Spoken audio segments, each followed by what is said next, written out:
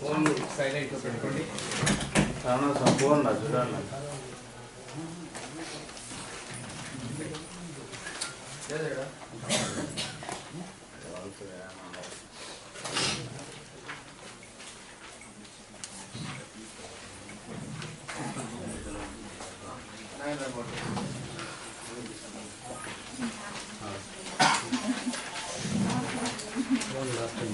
దయచేసి అందరూ mobile phone silent పెట్టుకుంటాము.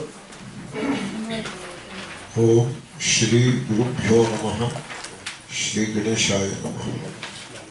శృతి స్మృతి పురాణానామాలయం కరుణాలయం నమామి భగవత్పాదశంకరం లోకశంకరం. 5వ శ్లోకం అందాము. యావత్ విత్తోపార్జనసక్తః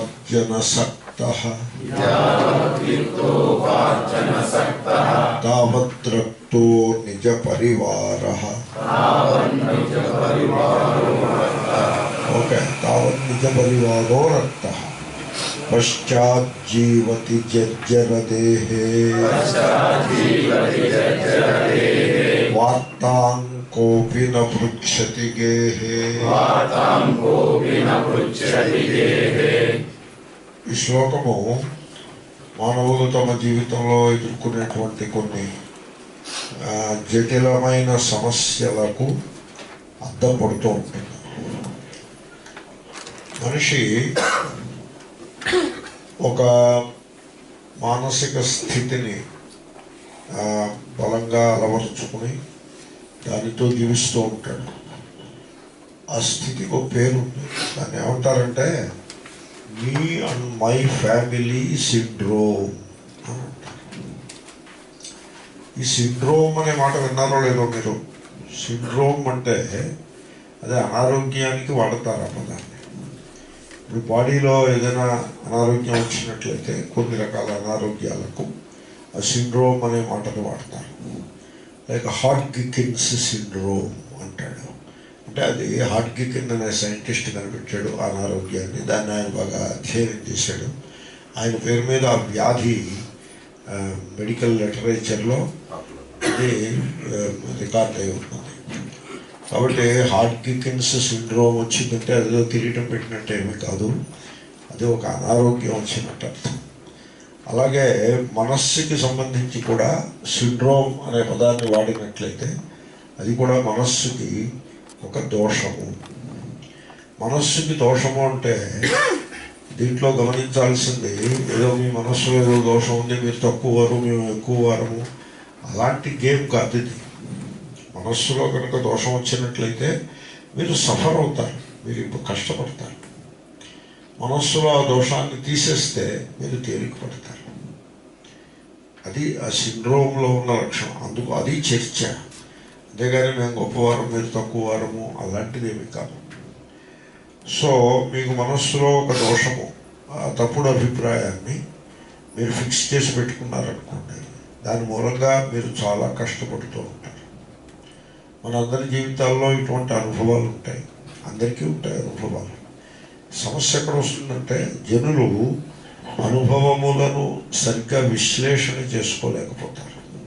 తమకున్న అనుభవాన్నే తాము సరిగ్గా విశ్లేషణ చేసుకోలేక ఏవేవో గురుడి నమ్మకములను పెట్టుకుని ఆ నమ్మకాల్లో ఈ అనుభవాన్ని చూపించి తప్పుడు కంక్లూషన్స్ డ్రా చేసి అలాగే సఫర్ అవుతూ ఉంటారు. అనుభవం వచ్చినా కూడా అనుభవాన్ని నుంచి నేర్చుకోలేకుండా అజ్ఞానంలోనే మిగిలిపోతారు. వీళ్ళపై తద్వారా సఫర్ అవుతారు. ఎవరో పైవాళ్ళు ఎవరు సఫర్ కారు. ఎవళ్ళు అజ్ఞానాన్ని అట్టి పెట్టుకుంటే వాళ్ళే సఫర్ అవుతారు. కాబట్టి అటువంటి సిండ్రోమ్, మనస్సుకి సంబంధించిన సిండ్రోమ్ ఒకటి ఉన్నది. దానిని శంకర్లు ఎగ్జామిన్ చేస్తున్నారు. ఇవి కొంచెం చెప్పడానికి వినడానికి కూడా కరుకుగా ఉంటాయి, కఠినంగా ఉంటాయి. విని వాళ్ళకి ఏమిట్రా ఏదో సాయంకాలం మన ఏదో మంచి పంటలు నాలుగు చెప్తాడని వస్తే ఇలాగ మనల్ని ఈయన క్లాస్ పీకుతున్నాడు ఏమిట్రా అన్నట్టుగా ఉంటాయి. తెలంగాణలో ఒక పాట ఉంటుంది, ఏందిరో దొర ఏందిరో ఏందిరో ఈ పీకుడు ఏందిరో అని అలానే ఒక పాట ఆ రకంగా ఏదో పాపం సాయంకాలం ఏదో రాముడో కృష్ణుడనో లేకపోతే ఏదో మంచి కథ ఏదో ఇంట్రెస్టింగ్గా ఉండే కథ ఏదైనా చెప్తే కళ్యాణం చెప్పారు కూడా బాగుంటుంది కదా.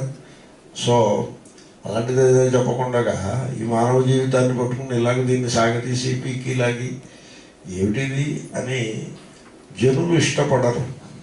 కానీ మీరు జీవితాన్ని విశ్లేషణ చేయాల్సి ఉంటుంది. విశ్లేషణ చేసి మీ మానసిక స్థితిని, మీకున్న జ్ఞాన అజ్ఞానముల యొక్క పరిస్థితిని అంచనా వేసుకోకపోతే మనుష్యులు అజ్ఞానంలోనే జీవిస్తూ అలాగా కష్టాలు పడుతూ ఉంటారు. కాబట్టి శంకరులు కొంచెం కరుకైన విషయమైన ఆయన ఒక శ్లోకంలో ప్రతిపాదన చేస్తూ ఉన్నారు. అది చెప్పడం యొక్క తాత్పర్యం మళ్ళీ వైరాగ్యమును కలిగించుటయే. అగరబత్తి ఆర్పేశారా ఇంకా వెలుగుతుందా? అది కొంచెం ఆర్పేయండి. చూడండి, నేను అలా పసిగట్టేశాను. ఎలా పసిగా మీకు ఆర్పడానికి మీకు భయం వేస్తే నాకు ఇచ్చేయండి, నేను ఆర్పేస్తాను. మీకు ఏమన్నా సెంటిమెంట్ ఉంటే మీరు నాకు ఎలా ఎదురు పెట్టేయండి, నేను ఆర్పిస్తాను. నేను ఎలా పసిగట్టాను చూడండి.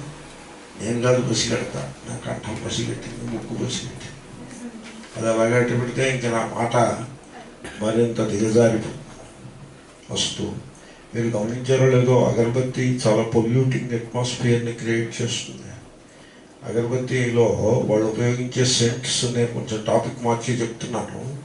వాళ్ళు ఉపయోగించే సెంట్స్ వాడతారు కదా, ఆ సెంట్స్ చాలా పూర్ క్వాలిటీ సింథటిక్ సెంట్స్ని వాడతారు. మంచి క్వాలిటీ ఏమి వాడరు, ఎందుకంటే నిప్పుల్లో పోసేదే కదా ఇలాగాను. ఇంకా మంచి క్వాలిటీ ఎందుకు? క్యాంఫర్ కూడా అంతే. క్యాంఫర్లో వాళ్ళు అన్ని రకాలు కల్తీ చేసేస్తారు. ఎందుకంటే నిప్పుల్లో పెట్టేదానికి కల్తీ చేసిన ఒకటే, చేయకపోయినా ఒకటే.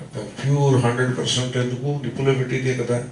అంచేత 100% క్యాంఫర్ తీసుకుని 50% ఏదో మట్టో మిషానో కలిపేసి ఇంత చేస్తారు. ఇంకో ఒకటి, క్యాంఫర్ ఒకటి, ఇవన్నీ కల్తీలు. అడల్టరేషన్లో మన వాళ్ళు తిట్టరు.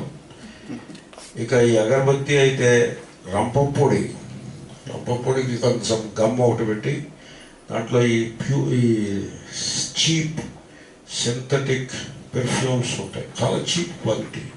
వాటిని స్ప్రింకిల్ చేసి ముద్ద చేసి లేలా చేసి ఎండబెట్టేసి మళ్ళీ పెట్టేసి దానికి మీద ఏదో మంచి పేరు ఒకటి పెట్టి భక్తుడికి భగవంతునికి అనుసంధానం చేస్తుంది ఈ అగరబత్తి పొల్లని ఒక మాట ఒకటి చెప్పి జనాలని గుమ్రాహ చేస్తూ వ్యాపారం చేస్తూ ఉంటారు. మీరు అనుకుంటారు ఎక్కువ అగరబత్తులు వెలిగించి పొగ ఎక్కువ పెడితే దేవుడు సంతోషపడిపోతాడు అనుకుంటారు. ఆ పిచ్చి దేవుడు రాయి అయిపోయి ఉన్నాడు కాబట్టి బతికిపోయాడు, కానీ లేకపోతే మీరు చేసే సేవలకి పారిపోతాడు. మీరు కాలాంతక నరాంతక దేవాంతకులు. దేవుడిని నిద్రపోనివ్వరు, తిండి తిన్నెవరు, గాలి పీల్చుకోనివ్వరు. వస్తు అగరబత్తి ఒక అగరబత్తి ఊరికే శాస్త్రానికి వెలిగిస్తే సరిపడుతుంది. పొల్యూషన్ మీరందరూ ఆ పొల్యూషన్లో కష్టపడతారని నా తాపత్రయం, అంతకంటే ఇంకేం కాదు. వస్తూ సో శంకరులు కొంచెం కరుకుగా ఈ విషయాన్ని వైరాగ్యం కలిగించడం కోసం ఈ me and my family syndrome, దాని నుంచి వీటి బయటపడాలి అంటే దాని అర్థం ఫ్యామిలీ వాళ్ళని ఇబ్బంది పెట్టమని కాదు. అసలు నిజానికి ఉండదంతా ఫ్యామిలీకి ఇచ్చేయమనే చెప్పేది. నువ్వు అసలు ఏది పెట్టుకోవద్దు, అంతా ఇచ్చేసి వాళ్ళని హ్యాపీగా ఉండవు, వాళ్ళ మీద నువ్వు మానసికమైన పరాధీనత పెట్టుకోవద్దు అని బోధదే వైరాగ్య బోధ. కొంత కరుకుగా ఉంటుంది. ఈ శ్లోకం సందర్భంలో నాకేమనిపిస్తుందంటే, మానవుడు సంఘజీవి, అంటే ఒంటరిగా బతకలేడు. అంటే అడవికో కొండకో కోరకో పోయి ఒక గుహలోనో ఎక్కడో పడి ఒంటరిగా ఉండేవాళ్ళు అలాంటి వాళ్ళు కొద్దిమంది ఉంటారు. వాళ్ళు ఏకాంతంలో ఉండిపోతారు. ఏకాంతంలో ఉండాలంటే అడవికి వెళ్ళక్కర్లేదు. అడవులు అసలు ఎక్కడ మిగిలేవి? ఇండియాలో అడవులే లేవు. అడవులకు వెళ్ళాలంటే మీరు ఆఫ్రికాకో అమెరికాకో వెళ్ళాలి. ఇండియాలో అడవులు ఎక్కడ ఉన్నాయి? ఎక్కడైనా అడవి కనబడితే నరికేసి అక్కడ ఇల్లు కట్టేస్తున్నారు. సో కాబట్టి అడవులు ఏం మిగలలేదు. మీరు ఇంట్లోనే ఏకాంతంగా ఉండాల్సి ఉంటుంది. ఫస్ట్ అది వేరే టాపిక్. కాబట్టి అలా ఏకాంతంలోకి ఉపసంహారం అయిపోయి నివృత్తి ప్రధానంగా ఉండే మహాత్ములు కొద్దిమంది ఉంటారు. వాళ్ళని పక్కన పెడితే సామాన్యంగా జనులు సంఘజీవులుగా ఉంటారు. అంటే సంఘంలో జీవించాలి. సంఘం అంటే 10 మందిలో కలిసి జీవించాలి. మళ్ళీ కుటుంబం కూడా ఒక చిన్న సైజు సంఘం, పెద్ద సైజు సంఘం మా కులము మా వర్గము, అది పెద్ద సైజు సంఘం. మొత్తానికి ఏదో సంఘంలో మనిషి జీవిస్తూ ఉంటాడు. ఈ సంఘజీవి అంటే అర్థం ఏమిటి? మీ చుట్టూ ఇంకో నలుగురు లేకపోతే మీరు మానసికంగా సుఖంగా ఉండలేకపోతారు, కురింగిపోతారు కూడా ఒకప్పుడు. అంటే అర్థం అది మానసిక పరాధీనత అయింది కదా, సైకలాజికల్ డిపెండెన్స్ అయింది. అంటే మీరు క్లబ్లో చేరారనుకోండి, 10 మంది ఉన్న క్లబ్లో చేరారనుకోండి, ఎందుకు చేరినట్టు? మీరు ఏకాంతంలో ఉండలేరు కనుక క్లబ్లో చేరాల్సి వచ్చింది. మీకు అటువంటి ఒక బలహీనత ఉండబట్టే క్లబ్లో చేరాల్సి వచ్చింది. క్లబ్లో చేరితే అక్కడ ఇటువంటి బలహీనత గల వాళ్ళందరూ అక్కడ జమ అవుతారు. కాబట్టి అక్కడ ఒకడికి ఒకటి సపోర్టు. కాబట్టి ఆ రకంగా మనిషి సంఘజీవి అంటే అది మనిషికి బలమేమీ కాదు, అది మనోబలము కాదు. మనోబలము గలవాడు ఏకాంతంలో ఉంటాడు. మనోబలం లేకపోవడం చేతనే సంఘజీవిగా మనిషి జీవిస్తూ ఉంటాడు. అది ఒక పాయింట్. రెండవది, ఆ బలహీనతని మనం గమనించాల్సి ఉంటుంది. ఇప్పుడు దాని గురించి ఏం చేసేయక్కర్లేదు.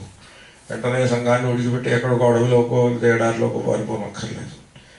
విషయాన్ని తెలుసుకోవాల్సి ఉంటుంది. నెంబర్ 1. నెంబర్ 2, మనిషి ఆర్థిక జీవి. Man is a social animal first. మనిషి సంఘజీవి. మనిషి ఆర్థిక జీవి. Man is an economic animal.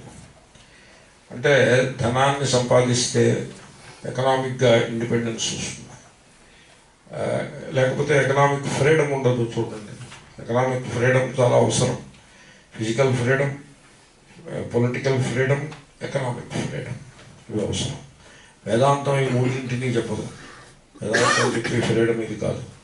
Vedantam psychological freedom and spiritual freedom, వాటి గురించి మాట్లాడుతుంది, మోక్షము. కానీ ఇవి కూడా అవసరమేగా. ఎకనామిక్ ఫ్రీడమ్ ఉండాలి. అయితే తనకు ఎకనామిక్ ఫ్రీడమ్ ఉండాలి, కానీ తన భార్యకి ఎకనామిక్ ఫ్రీడమ్ ఉండకూడదు. ఎందుకంటే భార్యకి ఎకనామిక్ ఫ్రీడమ్ ఉందనుకోండి, ఆవిడ చెప్పిన మాట వింది ఇంకా. So he doesn't like it. But at the same time భార్య సంపాదించి డబ్బు మీద ఆకర్షణ లేకపోతే లోభం ఉందనుకోండి, అప్పుడు ఈ కాంప్రమైజెస్ ఆ ఎకనామిక్ ఫ్రీడమ్ ఉండడం వల్ల వచ్చే ఇబ్బందిని సహిస్తూ ఆ ధనం మీద ఉండే వ్యామోహంతో ఆమెను ధనాన్ని సంపాదించమని ఎంకరేజ్ చేస్తాడు. మనుషులు ఇలా ఉంటారు. ఇంట్లో నేను ఎవరినో మిమ్మల్ని ఎవరినో తప్పుపడుతున్నానని మీరు అనుకోవద్దు.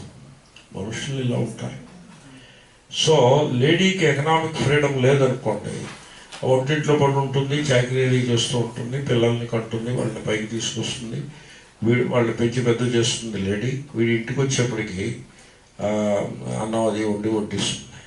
వీడేమో కుటుంబానికి కావాల్సిన ధనాన్నంతని సంపాదిస్తూ మగ మహారాజు అని విన్నారు ఎప్పుడైనా? ఆ విధంగా వెలుగొందుతాడు. ఎంతకాలం వెలుగొందుతాడు? డబ్బు సంపాదిస్తున్నంతకాలం. డబ్బు సంపాదించడం మానేసిన తర్వాత మగ మహారాజు ముఖాన్ని ఒకసారి చూడాలి. అప్పుడు ఎలా ఉంటాడు? యావత్ విత్తోపార్జన సక్త. ఎంతవరకైతే ఉత్సాహంతో, రెట్టించిన ఉత్సాహంతో డబ్బు పోగేసి అందజేస్తూ ఉంటాడో, కుటుంబంలో పడేస్తూ ఉంటాడో, అంతవరకు కుటుంబ సభ్యులందరూ కూడా, భార్య, తల్లి, ముసలి తల్లి ఉన్నట్లయితే ఆమె కూడా, తండ్రి ఉన్నట్లయితే ఆయన కూడా, ఆయనకి ఏదో చుట్టాలకి వాటికి డబ్బులు ఇస్తూ ఉంటాడు కాబట్టి, సో ఆయన కూడా చుట్టకో ముక్కుకోవడానికో ఏదో డబ్బులు ఇవ్వాలి కదా, పావులాయో రూపాయో పడేస్తూ ఉంటాడు కనుక ఆయన.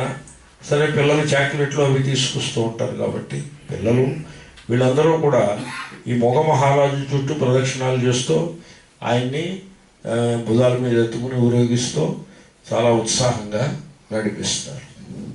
ఆయన అంటున్నారు, శంకర్లు అంటున్నారు, నేను అంటున్న మాట ఏమీ కాదు. యావత్ విత్తోపార్జన సక్త తావన్ నిజ పరివారో రక్త. అంతవరకు డబ్బు సంపాదిస్తున్నంత వరకు తన కుటుంబ సభ్యులందరూ కూడా చాలా ప్రీతిని కలిగి ఉంటారు. దీన్ని పురుషుడికి అక్కర్లేదు, స్త్రీకి కూడా అన్వయించవచ్చు. ఇప్పుడు స్త్రీ ఆరోగ్యంగా ఉండి చక్కగా కష్టపడి పనిచేస్తూ ఇల్లు వాకిలి క్లీన్గా పెట్టుకుని కూర అన్నం పప్పు ఇత్యాదులను చక్కగా తయారు చేసి వడ్డిస్తూ పిల్లల్ని సాకుతో ఉన్నంత వరకు స్త్రీపై పురుషులకు రెస్పెక్ట్ ఉంటుంది, ప్రేమ ఉంటుంది. ఆవిడ కనుక అనారోగ్యం చేసి మంచం పట్టింది అనుకోండి, అందరికీ విసుగే. మనుషులు ఉపన్యాసం దంచడం, ఒక ఉపన్యాసం చెప్పచ్చు, మనం దయ కలిగి ఉండవలను, ఉపన్యాసం తేలికే చెప్పగలుగుతారు. కానీ జీవితంలో ఆచరణలోకి వచ్చేప్పటికీ అది కష్టమే. నేను చూశాను అలాగా.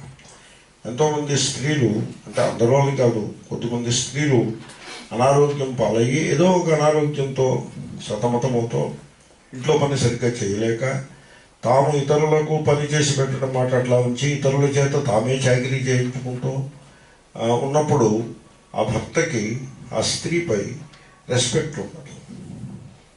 ఆమె బరువు అయిపోయినట్టుగా పైకి అనకపోవచ్చు, మనస్సులో ఏదో కొద్ది రోజులు సహిస్తే సహించవచ్చు. సహనానికి ప్రేమకి కూడా హద్దులు ఉంటాయి. కాబట్టి ఇటు పురుషుడు విషయంలో ఏది మనం చర్చిస్తున్నామో అది రివర్స్ డైరెక్షన్లో స్త్రీ విషయంలో కూడా సమానంగానే అన్వయిస్తూ ఉంటుంది. కాబట్టి మనం ఆరోగ్యంగా ఉండి డబ్బు సంపాదించి కుటుంబాన్ని పోషిస్తూ ఉన్నంత కాలము అందరూ ప్రేమగా ఉంటారు. తావన్ నిజ పరివారో రక్త. ఒకవేళ వీడు డబ్బు సంపాదించడం మానేశాడు అనుకోండి, పశ్చాజ్జీవతి జర్జర దేహే, దేహము శిథిలమైపోతుంది, వీడు ఇంకా బతికుంటాడు. పోతే గొడవ వదిలిపోతుంది, పోతే అక్కడతో ఆ సమస్య పరిష్కారం అయిపోతుంది. వీళ్ళు ఏడుపు ఏడిచేసి ఊరుకుంటాం. ఒక ఏడుపే, మళ్ళీ ఇన్ని ఏడుపులు ఏడవడానికి టైం ఉండద్దు. మళ్ళీ డెత్ సర్టిఫికెట్ తెచ్చుకోవాలి, తర్వాత ఆ పెన్షన్ పేపర్లు చేసుకోవాలి. ఆ పూటగా ఏడిచేసి మొన్న డెత్ సర్టిఫికెట్కి వెళ్ళిపోవడమే. మండల ఆఫీసర్ దగ్గరికి వెళ్ళిపోయి, మా వారు పోయారు, నువ్వు డెత్ సర్టిఫికెట్ తయారు చేయి, నా పేపర్లు సబ్మిట్ చేసుకుని తర్వాత పెన్షన్ పేపర్లు లేకపోతే మరో పిఎఫ్ పేపర్లు ఆ హడావిడిలో పడాలి కదా. బ్యాంక్ వాడికి డబ్బు తెచ్చుకోవాలంటే ఈ సర్టిఫికెట్ అవసరం. కాబట్టి ఎవడైనా పోయాడంటే ఆ పూటకి డెత్ సర్టిఫికెట్ మాట ఎవడో మాట్లాడడం. మొన్నటి పొద్దున్న మాట్లాడి మొట్టమొదటి మాట డెత్ సర్టిఫికెటే. తప్పదండి, దీంట్లో ఎవరిని తప్పు పట్టింది ఏమీ లేదు. జీవితము అలాగే ఉంటుంది, సంసారం అలాగే ఉంటుంది. అది పూతి కూష్మాండము అంటారు. పూతి కూష్మాండము అంటే గుమ్మడికాయ లోపల కుళ్ళిన గుమ్మడికాయ, పైకి ఎలా ఉంటుంది చూడడానికి, చాలా షేప్ కూడా చాలా పర్ఫెక్ట్గా ఉంటుంది.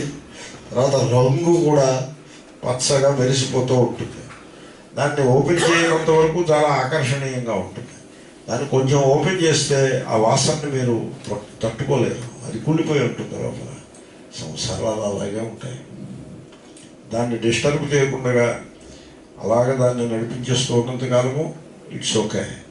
బట్ అది ఎప్పుడైనా డిస్టర్బ్ అయిందంటే దాని నుంచి వచ్చేటువంటి ప్రశ్నలు, సమాధానాలు లేని ప్రశ్నలు ఇన్ని అన్నీ కావు. సంసారాలు చాలా ఇబ్బందికరంగా ఉంటాయి. కాబట్టి ఉన్న మాటని కరాఖండిగా చెప్పుకోవడం కూడా కష్టమే సంసార సంబంధంలో. అలా కరాఖండిగా మాట్లాడాలంటే గృహస్థ ఏం మాట్లాడతాడు? సపోజ్ ఒక గృహస్థ ఇక్కడ కూర్చుని ఇప్పుడు నేను చెప్పిన మాటలన్నీ మాట్లాడేసాడు అనుకోండి, ఆ అమ్మగారు కూడా పక్కనే ఉండి విన్నారనుకోండి, ఆ రాత్రి వాడు భోజనం పెట్టినట్టే. కాబట్టి ఇలాంటి కబుర్లు చెప్పాలంటే వాడు సన్యాసి అయి ఉండాలి. సన్యాసి ప్రకృతి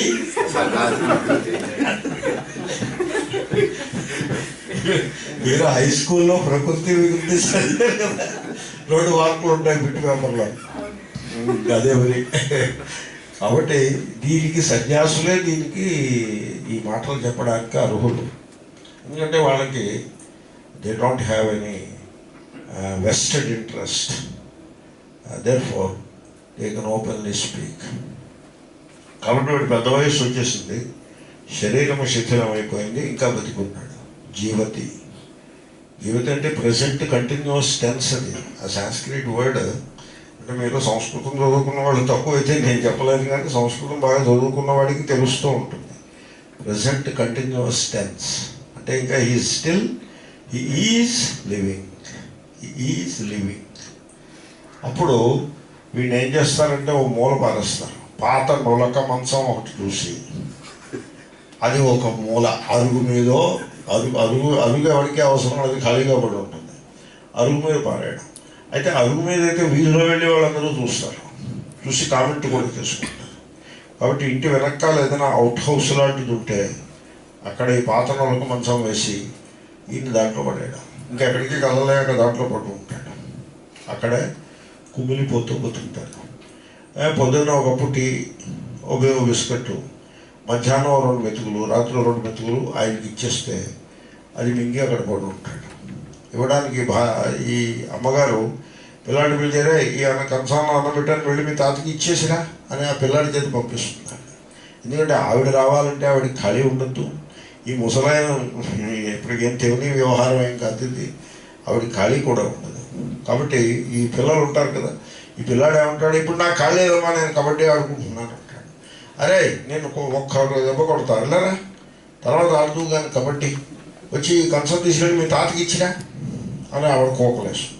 వాడు నన్ను ఇలాగే డిస్టర్బ్ చేస్తావు నువ్వు అని వాడు వేలు మొహం పెట్టి వచ్చి ఆ కంచం తీసుకెళ్ళి తాత దగ్గర పెట్టేసి నేను మళ్ళీ కబడ్డీకి వెళ్ళిపోతాను.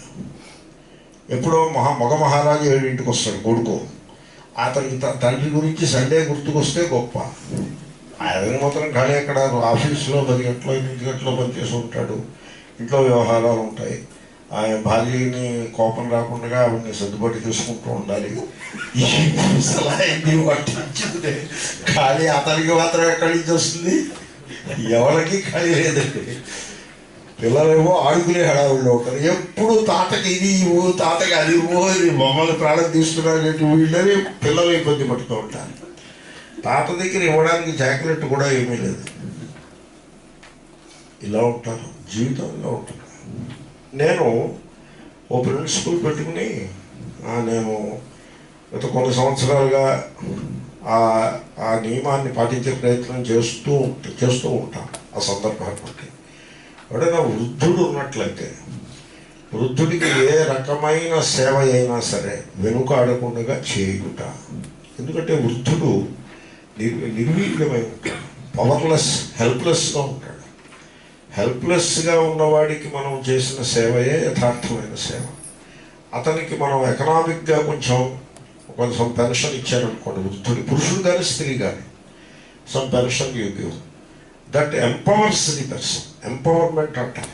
మీరు పెన్షన్ ఇచ్చినట్లయితే అతని దగ్గర 200-300 డబ్బు ఉందనుకోండి, చాక్లెట్లో ప్యాకెట్ కొంత పెట్టుకుంటాడు.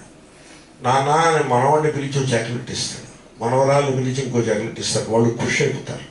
తాత దగ్గరికి వెళ్తే చాక్లెట్ దొరుకుతుందనే ఫీలింగ్ వాళ్ళకి ఎప్పుడైతే వచ్చిందో అప్పుడు వాళ్ళు తాతకి కాఫీ నేను తీసుకెళ్ళి ఇస్తానని వాళ్ళేమో పోటీ పడతారు. తాతకి నేను టిఫిన్ పెట్టుకెళ్ళి ఇస్తానని కొడుకు కూతురు నువ్వు కాదు నిన్న నువ్వు ఇచ్చే ఇవాళ నేను ఇస్తాను అని పోటీ పడతారు. దాన్ని ఎంపవర్మెంట్ అంటారు. కాబట్టి ఇటువంటి ఇష్యూస్ అన్నీ ఉన్నాయి. మానవుడు సంఘజీవి, మానవుడు ఆర్థిక జీవి, ఈజ్ అన్ ఎకనామిక్ యానిమల్. కాబట్టి సంఘజీవిగా ఎకనామిక్ యానిమల్గా ఉన్నప్పుడు ఎకనామిక్ ఫ్రీడమ్ని మనం రక్షించుకునే ప్రయత్నం చేస్తే మంచిది. మీరందరూ జీవితంలో బాగా అనుభవం గలవారు, మీరు గమనించే ఉంటారు నేను చెప్పే మాట. మన ముందు తరం వాళ్ళు, పెద్దవాళ్ళు ఎకనామిక్ ఫ్రీడమ్ లేకుండా బతికారు. వాళ్ళు పెద్ద వయసు వచ్చేప్పటికీ పిల్లల మీద ఆధారపడి బతికేవారు. పిల్లలు మన ఆర్డర్ చేస్తే ఉంది, లేకపోతే లేదన్నట్టుగా పల్లెటూళ్ళలో కష్టపడేవాళ్ళు. ఈనాడు తరం వాళ్ళు అలా లేరు. ఈనాడు తరం వాళ్ళు కొంచెం తెలివి మీరి అవసరం, తెలివి తెచ్చుకొని ఎకనామిక్గా మనం ఇండిపెండెంట్గా ఉండాలి, పిల్లల మీద ఆధారపడవద్దు.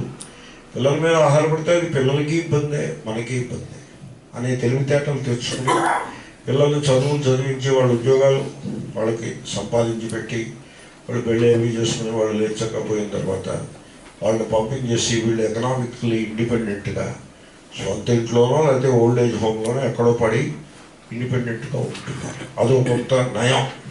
అటువంటి ఇండిపెండెన్స్ లేని వాడి యొక్క జీవితంలో కొన్ని కష్టాలు తప్పవు. కాబట్టి ఇక్కడ 3 ఇష్యూస్ ఉన్నాయి. నేను బ్రీఫ్గా చెప్పేస్తున్నాను, ఊరికే దీన్ని సాగతీయక్కర్లేదు. మీరందరూ జీవితానుభవము గలవారే. ఒకటి, ఎకనామిక్ ఇండిపెండెన్స్, ఎకనామిక్ ఫ్రీడమ్ కలిగి ఉండాలి.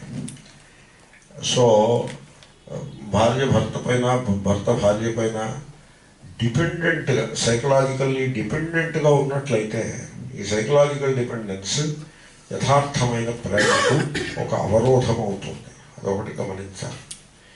రెండవది, పెద్ద వయస్సులో ఉన్న వాళ్ళని ప్రేమించటం అభ్యాసం చేయాలి. పెద్ద వయస్సులో ఉండే డిసడ్వాంటేజ్, చాలా ఇబ్బందులు ఉంటాయి. దాన్ని వయస్సులో ఉన్న వాళ్ళు అర్థం చేసుకోలేరు. దానికి మీరు అవ్వక్కర్లేదు, నేను అవ్వక్కర్లేదు, ఎవడైనా అంతే. వయస్సులో ఉన్నప్పుడు మీకు అది అర్థం అవ్వదు. అది వయస్సు ఉడిగిన తర్వాతనే అర్థం అవుతుంది. కాబట్టి చాలా పెద్ద మనస్సు ఉండి, ఆయన వయస్సు ఉడిగినవాడు, పెద్ద వయస్సులో ఉన్నాడు, ఆయనకి ఏవో కొన్ని ఇబ్బందులు ఉంటాయి అని తెలుసుకుని సెన్సిటివ్గా సర్వీస్ చేసేందుకు వాడు చాలా ఉదారమైన మనస్సు కలిగిన వాడై ఉండాలి. అటువంటి మనస్సును మనం కలిగి ఉండాలి. నెంబర్ 2, తల్లిదండ్రులను తమ వద్దనే పెట్టుకోవాలి అనే చేతస్థం అనవసరం. ఎందుకంటే తమ వద్దనే వాళ్ళు ఉన్నట్లయితే వాళ్ళకి మనం సరైన సేవను అందించలేకపోతామేమో అని నాకు అనిపిస్తుంది. ఒకవేళ అలా అందించగలిగితే పర్వాలేదు, బట్ తమ దగ్గరే ఉంచుకోవాలి అనే నియమం అనవసరం. వానప్రస్థాశ్రమాన్ని మన మహర్షులు నిర్దేశించారు. ఆ నిర్దేశించిన ప్రకారం తల్లిదండ్రులు పిల్లల వద్దనే ఉండాలని వాళ్ళు అనలేదు. వాళ్ళు ఏమన్నారంటే తల్లిదండ్రులు పిల్లలకి దూరంగా ఉండడమే మంచిది అని చెప్పినారు. అంటే అన్ని సందర్భాల్లోనూ అది సంభవము కాకపోవచ్చు.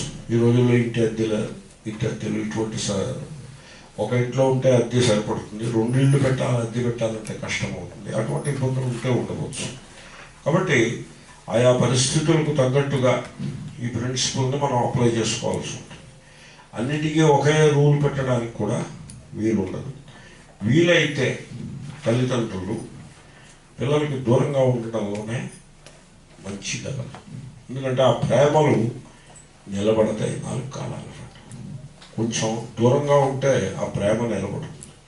అందరూ ఒకళ్ళు కూర్చుంటే కొంత అనాదరము కలిగే అవకాశం ఉంటుంది.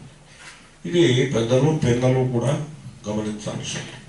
2, ఇక 3వ పాయింట్, జీవతి. మనము జీవించి ఉన్నంత కాలం, పురుషుడు కానీ స్త్రీ కానీ, మనం యాక్టివ్గా కష్టపడి పనిచేసే విధంగా జీవించాలి అనే లక్ష్యాన్ని పెట్టుకోవాలి. అంటే మీరు అనొచ్చు, లక్ష్యం పెట్టుకుంటే సిద్ధిస్తుంది. మీరు లక్ష్యం పెట్టుకోవడాన్ని బట్టి ఉంటుంది. మీరు ముందు నుంచి నాకు మోకాళ్ళ నొప్పులు వచ్చేస్తున్నాయి, ఇంక ఈ పాటికి ఒక వీల్ చైర్ తెచ్చేసి పెట్టుకుంటే మంచిది అని ప్లాన్ చేసేస్తే మీ మోకాళ్ళు ఇంకెందుకు పనికిరావు. ఇంకా వీల్ చైర్లోనే గడపాల్సి ఉంటుంది జీవితం. ఎందుకంటే మీరు ఏది కోరుకుంటే అది అవుతుంది. నాకు మోకాళ్ళ నొప్పులు వచ్చి ఇట్లా ఉన్నాయరా, ఇంకా వీల్ చైర్ కొంటారా అంటే ఇంకా వీల్ చైర్ పరిస్థితి అయిపోయింది.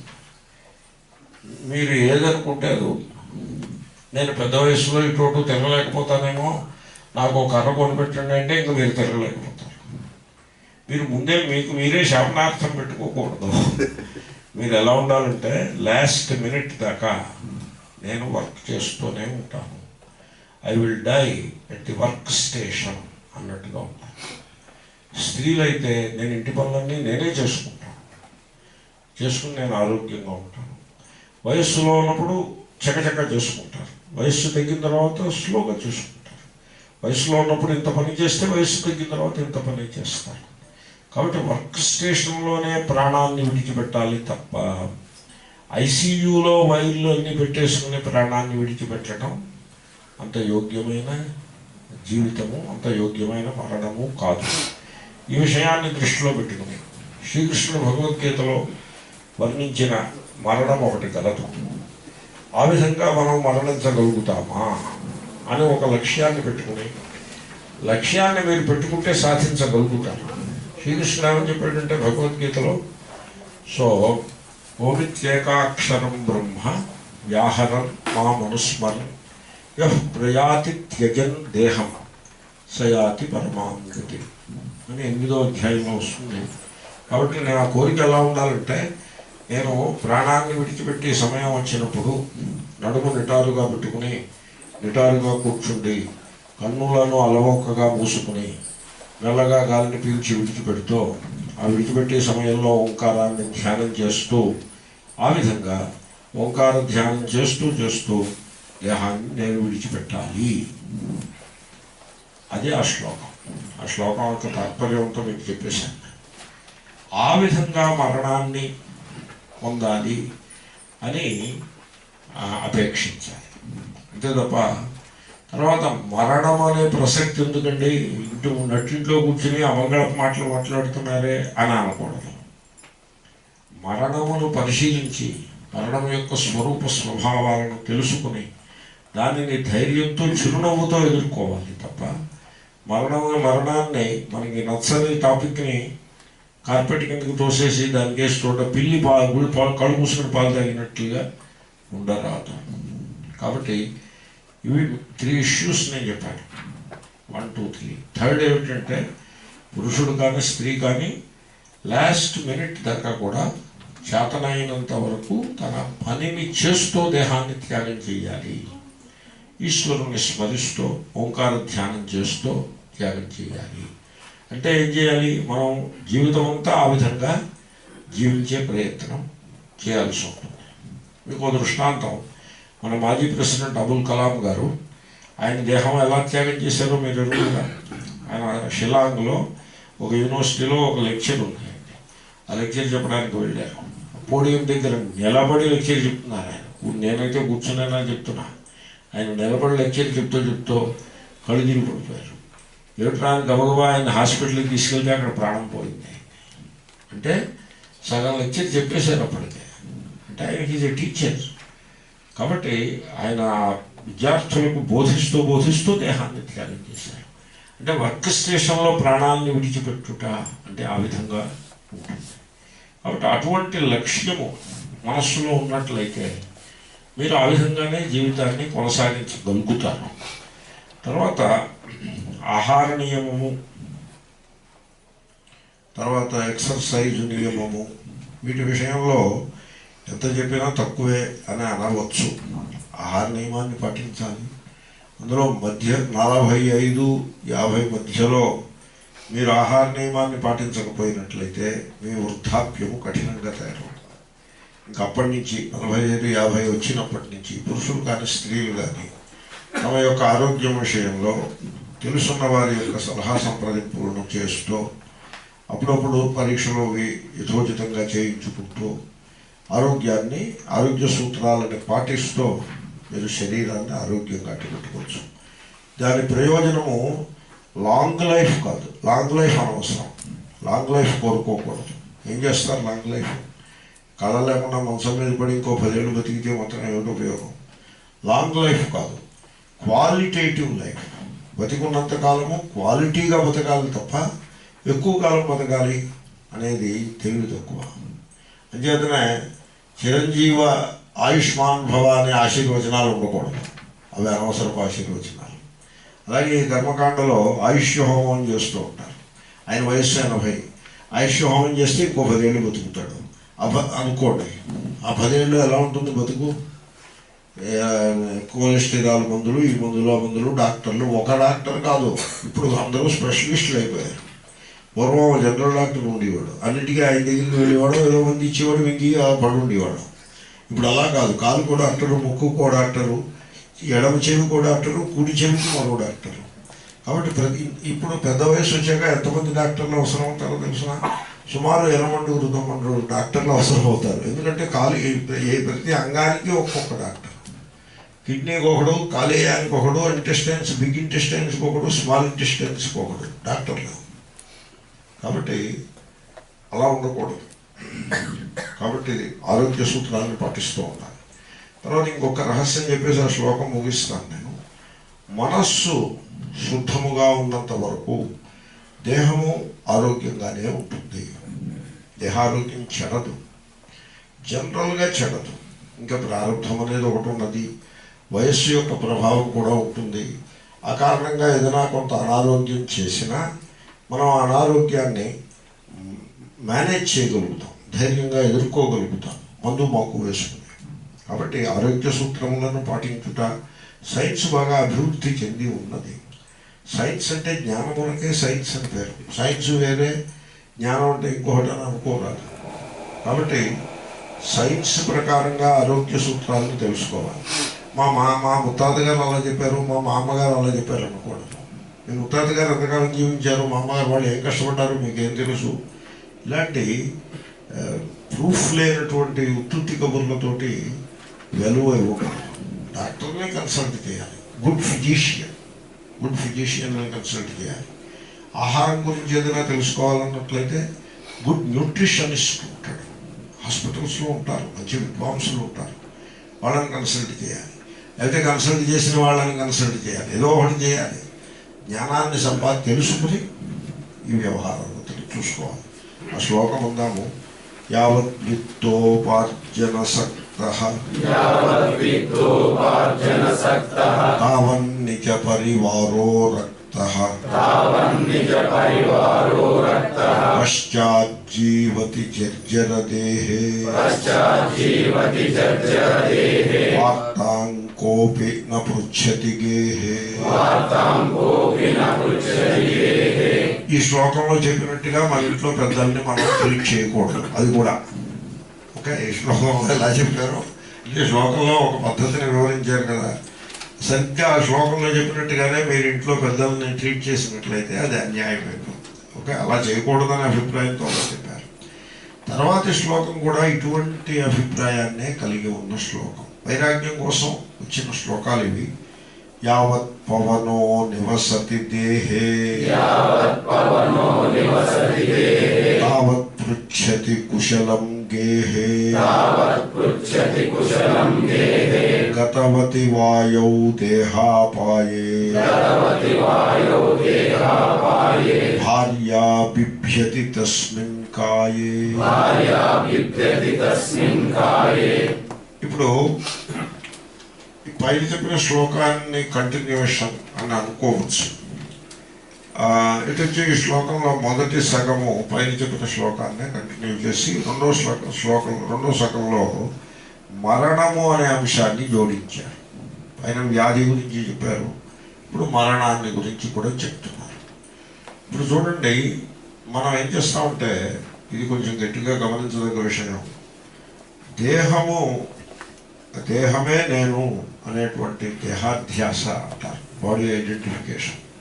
దాంట్లో మనిషి జీవిస్తూ ఉంటాడు, పురుషులు కానీ స్త్రీలు కానీ అలా జీవిస్తూ ఉండడం వల్ల నామరూపాలపై ఆసక్తి చాలా పెరిగిపోతుంది. ఆధునిక కాలంలో జనులు అందరూ కూడా ఈ నామరూపముల యొక్క వ్యామోహంలో గట్టిగా తగులుకొని ఉన్నారు అన్నది నిర్వివాదాంశం. అది మన ముందు కళ్ళ ముందు కనపడుతూనే ఉంటుంది. సంసారంలో ఉండే లౌకికులు నామరూపాల్లో తగులుకొని ఉండడము అంత ఆశ్చర్యాన్ని కలిగించకపోవచ్చు. కానీ మేము ఈశ్వరుని ఆరాధిస్తాము అని ముందుకు వచ్చిన వాళ్ళు కూడా ఆ నామరూపాల పరిధిలోనే చిక్కుకుని పోయి ఉంటారు. మనిషి ఆరాధించే ఈశ్వరుడు ఎలా ఉంటాడంటే ఆ మనిషి యొక్క వివేకానికి తగ్గట్టుగా ఉంటాడు. మనిషి వివేకవంతుడు అనుకోండి, వాడు ఆరాధించే ఈశ్వరుడు కూడా వివేకం గలవాడే, ఒక హుందాగా ఉంటాడు. మనిషి అజ్ఞానం అనుకోండి, వాడు ఆరాధించే దేవుడు ఎలా ఉంటాడు, ఈ అజ్ఞానానికి తగ్గట్టుగా ఉంటాడు. అంటే మనిషి యొక్క చేతన, దాంట్లో ఉండే అజ్ఞానము జ్ఞానము వాటికి తగ్గట్టుగా ఉంటుంది ఆ మనిషి ఆరాధించే దేవుడు. మీరు గమనించారో లేదో, మరి ఇటువంటి విచారం చేయాలంటే చాలా ఓపెన్ మైండ్ ఉండాలి. మీరు ఆల్రెడీ ఫిక్స్ చేసేసుకుని కండిషన్ అయిపోయి కూర్చుంటే నేను చెప్పే మాటలు మీకు నచ్చకపోవచ్చు. మీరు ఆలోచించండి, చదువు సంధ్య లేనివాడు ఆరాధించే దేవుడికి, విద్వాంసుడు జ్ఞాని ఆరాధించే దేవుడికి తేడా ఉందంటారా లేదంటారా? అదేమిటి అలా ఎందుకుంది? వీడు ఇలాంటి కొంత మొరటు మొండి దేవుణ్ణి వీడు ఆరాధిస్తుంటే ఆరాధించే పద్ధతిలో కూడా తేడా ఉంది. నేను చూస్తూ ఉంటాను, మైసమ్మ మరిడమ్మ అంటూ అమ్మని పేరు పెట్టి దేవతలను ఆరాధించే వాళ్ళు రోడ్డు మీద పశువును నిలబెట్టి దాని కంఠాన్ని ఉత్తరించి ఇలా నైవేద్యం పెడతాడు. ఆ తర్వాత దాన్ని తీసుకెళ్ళి కాల్చుకుని ఓపెన్ మంటల మీద కాల్చుకుని ఆ ఎముక నిలబెట్టుకుని కొరుకు తింటూ ఉంటాడు. అంటే వాడి స్వభావానికి తగ్గ దేవుణ్ణే వారు ఆరాధిస్తున్నాడని స్పష్టమైపోతుంది. సో ఇప్పుడు ఒక ఆయనకి పులిహార అంటే చాలా ఇష్టం, ఆయన దేవుడికి నైవేద్యం ఏమిటి పెడతాడు? ఇంకొక ఆయనకి వడాలంటే చాలా ఇష్టం, ఆయన ఏమంటాడో తెలుసిన, దేవుడికి వడలంటే ప్రీతి అంటాడు. దేవుడికి వడలంటే ప్రీతి, హనుమంతుడికి వడలంటే ప్రీతిట. హనుమంతుడికి వడలు తినేవాడైనట్లయితే సముద్రానికి ఎంత కలుగుతాడా?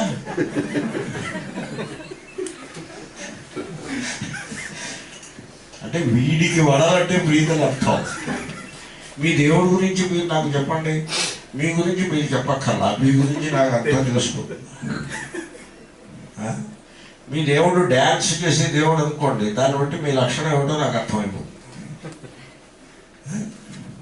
మీ దేవుడు ఇలా కూర్చొని తపస్సు చేసి, శివుడు ఎలా ఉంటాడు? శివుడు ఎప్పుడైనా చూసారా? శివుడు, ఆయనకి స్థాణుహు అని పేరు. స్థాణుహు, స్థాణుహు అంటే బండరాయి అని అర్థం. అలా బండరాయిలో ఇలా ఉంటాడు, ఎప్పుడూ ధ్యానం చేసుకుంటూ ఉంటాడు. దాన్ని బట్టి ఆ దేవుడిని బట్టి ఆ భక్తుడిని మీరు అంచనా వేయగలుగుతారు. దేవుణ్ణి బట్టి భక్తుడిని అంచనా వేయగలుగుతారు. సో నేను ఏదో టాపిక్ చెప్పినట్టు ఏదో కొంత డైవర్షన్ అయినట్టుంది, but you will come back to the point. కాబట్టి ఇప్పుడు we are coming back to the point. నామరూపముల పరిధిలో గట్టిగా తగులుకున్న వాడికి దేవుడు కూడా నామరూపాలతోటే కనపడతాడు. దేవుడు అంటే నామరూపాలకు అతీతమైన తత్వము అని తెలుసుకోవడానికి అంత తేలికని కాదు. కాబట్టి సంసారంలో ఉన్నవాళ్ళు నామరూపాల్లో తగులుకొని ఉండడం అంత విడ్డూరం కాదు. దేవుణ్ణి ఆరాధించడానికి ముందుకొచ్చిన వాడు కూడా నామరూపాల చట్రంలో దేవుణ్ణి బిగించి ఆ దేవుడికి ఓ రూపాన్ని ఓ నామాన్ని ఫిక్స్ చేసేసి ఇదే దేవుడు అన్నట్టుగా ఆరాధిస్తూ ఉండడం కొంచెం విడ్డూరం. అయితే మరి నా దేవుడికి రూపంలో ఆరాధించవచ్చునా అంటే, ఆరంభంలో మీరు రూపాన్ని ఆరాధించవచ్చు. ఉపాసకానాం కార్యార్థం బ్రహ్మణో రూపకల్పన. మీరు ఉపాసన చేయదలుచుకుంటే, మీరు నైవేద్యం పెట్టాలనుకున్నారనుకోండి, రూపం లేని దేవుడికి నైవేద్యం పెడతారు. కాబట్టి ఏదో ఒక రూపాన్ని మీరు కల్పించి ఆ దేవుణ్ణి ఆరాధించి నైవేద్యం పెట్టాల్సి. స్వామి వివేకానంద, స్వామి రామతీర్థ రెండు మాటలు చెప్పారు. వాటిని మీ ముందు అంటాను, దాన్ని బట్టి మీరు ఆలోచించుకోండి. వివేకానంద అన్నారు, చేపలన్నీ, సముద్రంలో ఉండే చేపలన్నీ సమావేశమై దేవుడికి గుడి కట్టించాలని నిర్ధారించినట్లయితే ఆ గుడిలో దేవుడు పెద్ద చేప ఆకారంలో ఉంటాడు అని అన్నాడు. ఏమన్నా మీకు దాన్ని బట్టి ఏమన్నా మీకు అసలు బుద్ధికి ఏదైనా వచ్చిందా? ఏమన్నా బల్బు వెలిగిందా? ఓకే.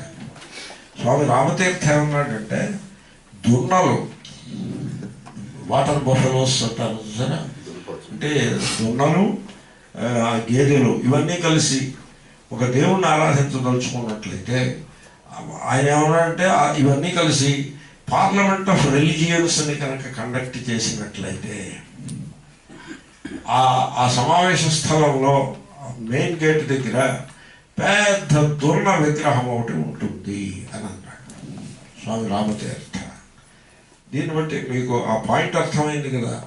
కాబట్టి మీరు ఒక రూపాన్ని ఆరాధించటంలో సమస్య ఏమీ లేదు. దేవుని యొక్క అన్ని రూపములు ఈశ్వరుని యొక్క రూపములే.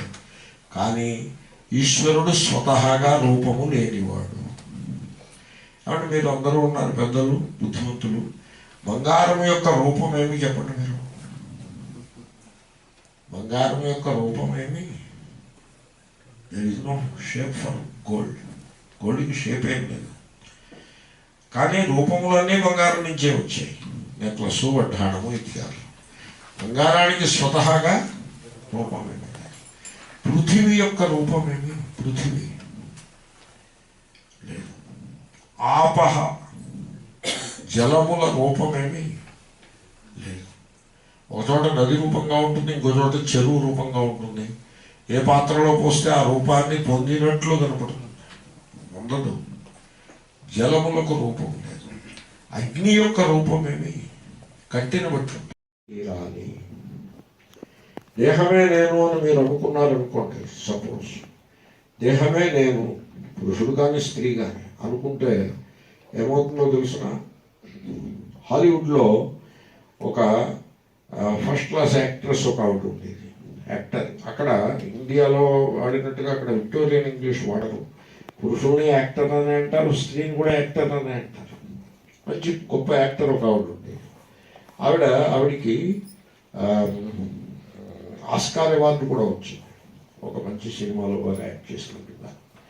ఆవిడ ఆ తర్వాత వయస్సు వస్తుంది కదండి, పురుషులకి స్త్రీలకి ఎవరైనా వయస్సు పెరిగి ఆవిడ అద్దంలో చూసుకున్నప్పుడల్లా ఆమె ముఖముపై ఆమెకే వికారం కలగడం ప్రారంభించింది. ఇక్కడ ఫోటో ఒకటి పెట్టుకుంది, ఆస్కర్ అవార్డు వచ్చినప్పుడు ఫోటో, పెద్ద ఫుల్ సైజ్ ఫోటో ఒకటి పెట్టుకుంది. అద్దంలో చూసినప్పుడు అలా ఫోటో కేసు చూసుకుని ఆఖరికి ఆవిడ ఆత్మహత్య చేసుకుంది. నేను అతిశయోక్తి చెప్పలేదు. అంచేత ఇప్పుడు నేను యూనివర్సిటీలో డిగ్రీ పుచ్చుకున్న ఫోటో పెట్టుకుని అద్దంలో నేను చూసుకున్నాను అనుకోండి, అప్పుడు ఏమనిపిస్తుందో తెలుసురా, వెళ్ళి ఏ చెరువులోనో దూకాలనిపిస్తుంది. కాబట్టి దేహం మీద అటువంటి మమకారం ఉండకూడదు. దేహం నేను కాదని తెలుసుకోవాలి. దేహమే నేను అనే అజ్ఞానంలో మీరు ఉండిపోతే, నాకు రూపం ఉన్నది, నేను అన్నిటికీ రూపమే సత్యము అనే అజ్ఞానంలో మీరు ఉండిపోతే మీరు ఏమనుకుంటారు, ఈ అద్వైతులు ఉన్నారు, వీళ్ళు ఏదో రూపం ఎదుర్కొంటూ ఉంటారని, వాళ్ళు ఏదో ఇంకో కాలనీలో ఉండేవారు అద్వైతులు, ఈ కాలనీ వారు ద్వైతులు, అలా ఏ ఉండదు. మీ వివేకం యొక్క దశని బట్టి ఉంటుంది. రూపము కల్పితము, కనబడేది ఏది కనబడేదో అది సత్యము కాదు. సినిమాకి వెళ్తాను, చాలా కనపడతాయి, అవన్నీ సత్యమా? తర్వాత ఇంకోటి, ఇప్పుడు రోడ్డు మీదకి వచ్చేప్పుడు బోళ్ళంత ఫౌండేషన్ వేసుకుని వస్తారు, అదంతా సత్యమా? మీకు ఒక ఫీచర్ ఒకటి ఉంది, మీరు గమనించి, నేను ఇలాంటివన్నీ చూస్తూ ఉంటాను, నేను ఐఎమ్ ఏ ఫిలాసఫర్. ఆ ఫీచర్ ఏమిటంటే, సినిమా యాక్టర్లు వాళ్ళు మేకప్ లేనప్పుడు ఎలా ఉంటారు అని feature. Okay, so Hema Malini with makeup, without makeup. Dilip Kumar with makeup, without makeup. South India ఆయన ఒక ఆయన ఉన్నాడు, Rajinikanth with makeup, without makeup, ఇలా ఉంటారు. ఆ ఫోటోలు చూస్తే వీళ్ళేనా వాళ్ళు అనిపిస్తుంది. కాబట్టి రూపం మీద అంత మమకారం ఉండకూడదు, అలాంటి తాదాత్మ్యము ఉండకూడదు. రూపం మీద తాదాత్మ్యం ఉంటే ఏమవుతుందో తెలిసిన, ఇగో ఇదే అవుతుంది. ఏమిటి? ఆ రూపం ఎర్రగా బుర్రగా ఉన్నంత వరకు అందరూ చాలా బాగుందండి, ఫోటోజెనిక్ ఫేస్ అని ఫోటోల మీద ఫోటోలు, ఆల్బమ్ల మీద ఆల్బములు, కొత్త ఆల్బములు డ్రాయింగ్ రూమ్లోకి వస్తూ ఉంటాయి, పాత ఆల్బములు చెత్త గదిలోకి పోతూ ఉంటాయి. సో అలాగా ఇదంతా నడుస్తుంది. ఆ తర్వాత రూపం చెడిపోయింది అనుకోండి, ఇప్పుడు ఏమిటి, ఇప్పుడు ఏం చేస్తారు? అప్పుడు దాని గురించి ప్రస్తావించడానికి కూడా మనం సిగ్గుపడాల్సి వస్తుంది. కాబట్టి అసలు రూపం మీద తొలి నుండి ఫోకస్ చేయటం మానేయాలి. నేను చాలామంది నన్ను ఫోటో అంటూ ఉంటాను, నేను చెప్తాను, ఎందుకంటే ఫోటో నామరూపాలు ఎందుకు పట్టుకుంటారు, నామరూపాల గురించి మీరు పట్టించుకోకండి అని నేను చెప్తూ ఉంటాను. నేను పుస్తకం ఒకటి రాశాను, తిరుపతి దేవస్థానం వాళ్ళు ప్రచురించారు, నన్ను ఫోటో పంపించమన్నారు, మీ ఫోటో కూడా వేస్తామని. మరొకడైతే బంగారంలాగా పంపించి ఉండేవాడు, 4 ఫోటోలు పంపించి ఉండేవాడు. నేను చెప్పాను, ఫోటో అక్కర్లేదు, మీరు మామూలుగా ప్రచురించండి అని చెప్పాను. వాళ్ళు ఏం చేశారు, ఎక్కడో ఫోటో సంపాదించి అది పెట్టి ప్రచురించారు వాళ్ళు. కాబట్టి రూపాన్ని అలా పట్టుకుని వేలాడ రాదు. రూపము కల్పితము అని తెలుసుకుని దేహము యొక్క రూపముపై గట్టి వైరాగ్యాన్ని కలిగి ఉండాలి. ఒకవేళ మీకు ఆ వైరాగ్యం లేని పక్షంలో కలిగే ఆపదను శంకరులు ఆ శ్లోకంలో అంటున్నారు. ఏమని? ఆ రూపం బాగున్నంత వరకు అందరూ ప్రేమిస్తారు, రూపం బాగోలేకపోతే ఎవరు ప్రేమించారు. ఒకసారి ఒక ఎలక్షన్ మీటింగ్ అయింది. ఆ ఎలక్షన్ మీటింగ్ని ఫలానా నటి అడ్రస్ చేస్తారు. ఈ పొలిటికల్ పార్టీలు కూడా నటులను కూడా తీసుకొస్తూ ఉంటారుగా. ఫలానా నటి ఆ ఎలక్షన్ మీటింగ్ని అడ్రస్ చేస్తారని ప్రచారం చేశారు. జనం తండోపతండాలుగా వచ్చారు, ఆ నటిని చూడడానికి వచ్చారు. సరే, ఆవిడ స్టేజ్ మీదకి వచ్చింది. ఆవిడ స్టేజ్ మీదకి వచ్చేవాడు ఆవిడని చూసి అందరూ చక్కగా, ఎందుకంటే ఆవిడ పెద్ద ఆవిడ అయిపోయింది. ఆ ఆకర్షణ ఒకప్పుడు సినిమాలో ఉన్న ఆకర్షణ ఏమీ లేదు. తర్వాత ఆవిడ మామూలుగా సినిమా వాళ్ళు వేసినంత మేకప్ వేసుకుని రావడానికి ఇది స్టేజ్ మీద అది కూడా కుదరదు. ఆ మేకప్ మ్యాన్ ఉంటే వాడు బాగా తయారు చేస్తాడు. ఆవిడేదో కొద్దిపాటి మేకప్ చేసుకుని వచ్చింది. జనాలకి ఆవిడ రూపం నచ్చలేదు. వీళ్ళందరూ మెల్లమెల్లగా లేచి ఆ కుర్చీలు వదిలిపెట్టి లేచకపోయారు. సరే ఆవిడ ఏదో ఉపన్యాసం చెప్పి వెళ్ళిపోయింది అనుకోండి, ఇదిగో అలా ఉంటుంది. రూపాన్ని మీరు హైలైట్ చేసి పెట్టుకుంటే మీ సంతోషం ఎంతసేపు ఉంటుందో తెలిసిన మెరుపులాగా ఉంటుంది. ఓ మెరుపు మెరుస్తుంది, ఆ తర్వాత అంతా చీకటి. చాలా చెప్పాను నేను. కాబట్టి రూపానికి మీరు ప్రాముఖ్యం ఇవ్వకండి, పురుషులు కానీ స్త్రీలు కానీ. ఎందుకో తెలుసిన ఆ రూపం చెడిపోయిన తర్వాత వయస్సు వస్తే పోతుందండి. బుగ్గలేమో నొక్కుపోతాయి లోపలికి, ముడతలు ముఖం ముడతలు వస్తాయి, జుట్టు తెల్లగా అయిపోతుంది. అప్పుడు గాడ్రేజ్ కంపెనీ రంగు వేసుకుంటూ కూర్చోవాలి. నేను అనుకున్నాను గాడ్రేజ్ బీరువా తయారు చేస్తాను. గాడ్రేజ్ కంపెనీ వాడు బీరువా తయారు చేస్తాడు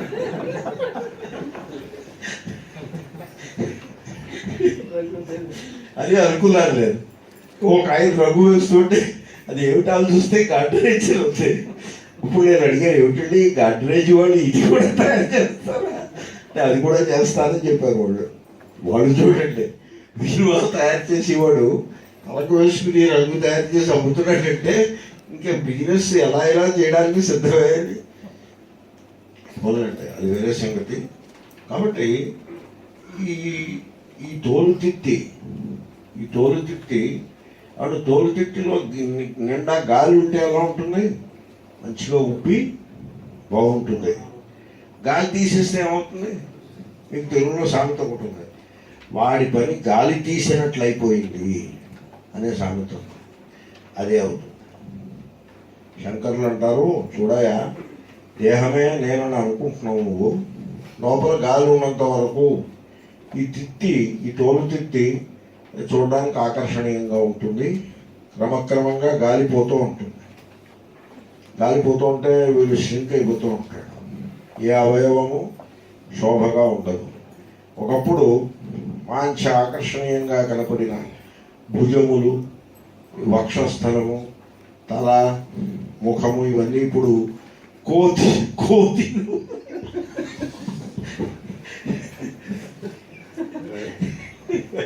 నిజంగా కోతి రూపు వచ్చేస్తుంది. అలా అంటారు, ఆయనకి కోతి రూపు వచ్చేసింది, ఇంకెంతో కాలం ఉంటాడు అని అంటారు.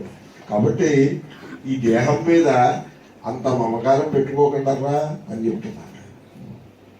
మీరు దేహం మీద మమకారం పెట్టేసుకుంటే ఏ మేరకు మమకారం పెట్టుకుంటారో ఆ మేరకు మీరు సఫర్ అవ్వాల్సి ఉంటుంది. థర్డ్ లా ఆఫ్ న్యూటన్, ఎవరి action has equal and opposite reaction. మమకారం పెట్టుకోకండి. పెట్టుకుంటే తోలు తిత్తిలో గాలి తీసినప్పుడులాగా అయిపోతుంది బతుకు. యావత్ పవనో నివసతి దేహే.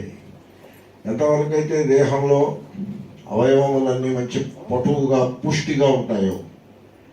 ఇప్పుడు వీడు బనీన్ అడ్వర్టైజ్మెంట్ వేస్తారు చూడండి, బనీన్ అడ్వర్టైజ్మెంట్, అలా బనియన్ అడ్వర్టైజ్మెంట్. ఎవరు ఆ శోభ బనియన్లా వాడి శరీరాన్ని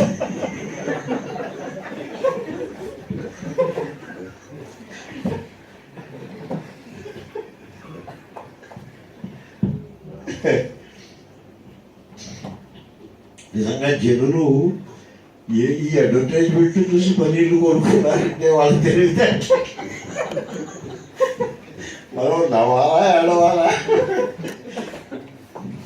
సంసారం చాలా అధ్వానంగా ఉంటుంది. జనులు ఎటువంటి ఆలోచన లేకుండా గోతులు అడుగు గొయ్యి తీసి నువ్వు దీంట్లో పడతావో పడవో ఎదురు చూస్తే వాడు వెళ్ళి దాంట్లో పడుతుంది. చూసుకోడు. సంసారంలో అలాగే ఉంటుంది. చాలా అవివేకంగా ఉంటారు. గొయ్యి వెనకాల తీయక్కర్లా, ముందు తీసినా కూడా పడిపోతాడు. వెనకాల తీస్తే ఎలాగో పడతాడు. వస్తూ కాబట్టి ఎప్పుడైతే గాలి పోయిందో అప్పుడు ఇంట్లో వాళ్ళు కూడా దరిదాపులకి రారు. గాలి బాగా ఉన్నప్పుడు అందరూ కూడా ఏమైనా బాగున్నారా అని కుశల ప్రశ్నలు వేస్తారు. బంధువులు కూడా బాగున్నారా, చూడడానికి కూడా బాగానే ఉన్నారు, మంచి ఆరోగ్యంగా ఉన్నారు అని ప్రశంసిస్తారు. మీది చాలా ఫోటోజెనిక్ ఫేస్, 5 feet 10 inches ఉన్నారు, మీరు మంచి స్ట్రాంగ్గా ఉన్నారు అని ప్రశంసిస్తారు. ఆ తోలు తిత్తిలో గాలి క్రమంగా పోతుంది. ఎప్పుడైతే గాలి పోయిందో గతవతి వాయువు, తోలు తిత్తే ఎందుకంటే గాలి కొట్టడం గాలి తీసేయడం, గాలి తీసిన టైర్ లాగా అయిపోతాడు.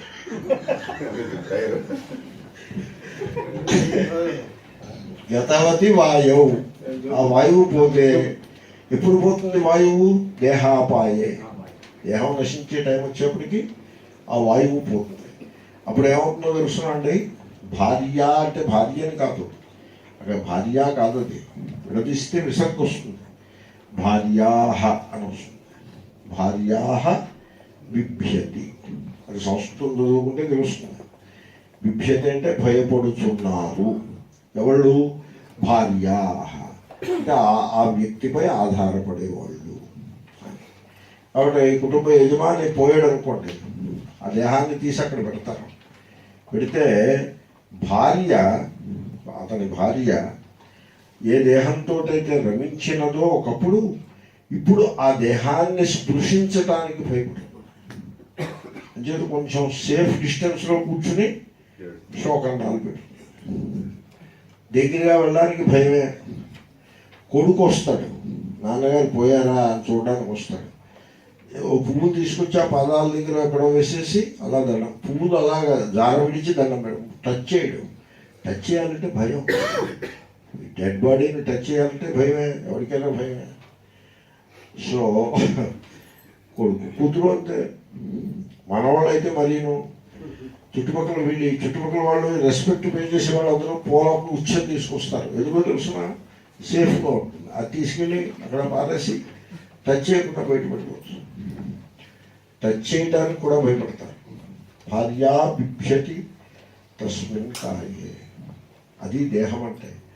అటువంటి దేహమును దాని స్వరూప స్వభావాలను తెలుసుకుని వైరాగ్యంతో జీవించాల్సింది పోయి, ఆ దేహమే నేను అని అనుకుంటూ దానికి అలంకారాలు చేస్తూ దానికి శోభను కలిగిస్తూ అదే సర్వము అన్నట్టుగా మనిషి జీవించేటంటే అంత తెలివి తక్కువదనము అదే తప్ప మరొకటి లేదు.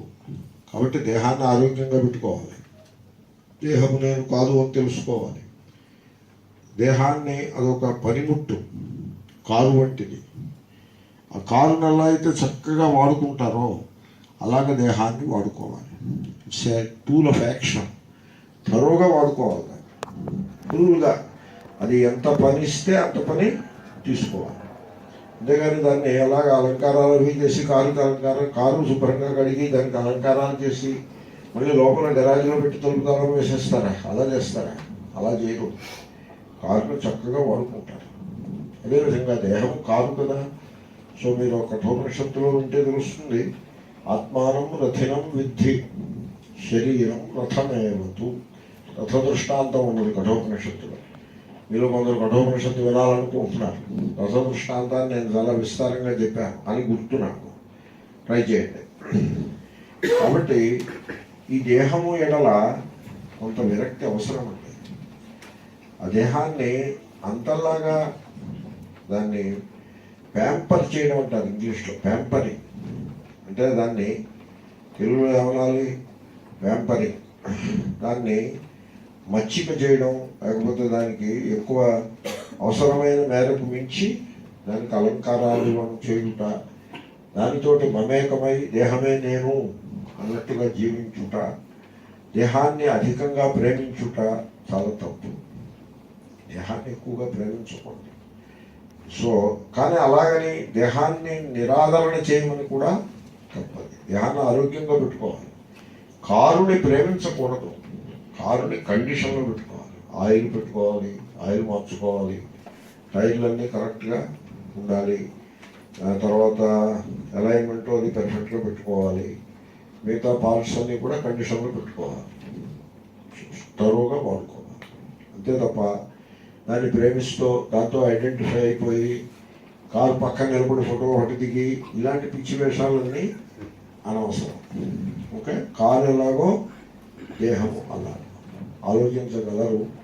మంచి శ్లోకము ఒకసారి యావత్ పవనో నివసతి దేహే తావత్ పృచ్చతి కుశలం గేహే గతవతి వాయౌ దేహాపాయే భార్యా బిభ్యతి తస్మిన్ కాయే. తర్వాత శ్లోకం ఒకసారి అందాము. దానికి కావలసిన కొంత ఉపోద్ఘాతం చెప్తాను. బాలస్తావత్ క్రీడాసక్తః తరుణస్తావత్ తరుణీసక్తః వృద్ధస్తావత్ చింతాసక్తః. ఓకే, పర్వాలేదు, అలా కూడా అనొచ్చు. పరే బ్రహ్మణి కోపిన సక్తః, అలా కూడా అనొచ్చు. పరమే అని కూడా అనొచ్చు. చూడండి, సృష్టి ఆది నుండి కూడా మనిషి ఒక అన్వేషణలో ఉన్నాడు. మనిషి అన్వేషిస్తూ ఉన్నాడు. మనిషికి ఈ బహుశా నేను చెప్పుంటాను, చుట్టూ ఉండే ప్రపంచము అస్థిరము, నశించేది అని తెలుస్తూనే ఉంటుంది. అయితే కొంతమంది సంసారంలో పడిపోయి వాళ్ళు ఇటువంటి ఫిలసాఫికల్ థింకింగ్ లేని వాళ్ళకి తెలియకపోవచ్చు, కానీ కొంచెం ఫిలసాఫికల్గా ఆలోచించే స్వభావం గల వాళ్ళకి తెలుస్తూ ఉంటుంది. ఈ సంసారము, ఈ ప్రపంచము అస్థిరము అని తెలుస్తూ ఉంటుంది.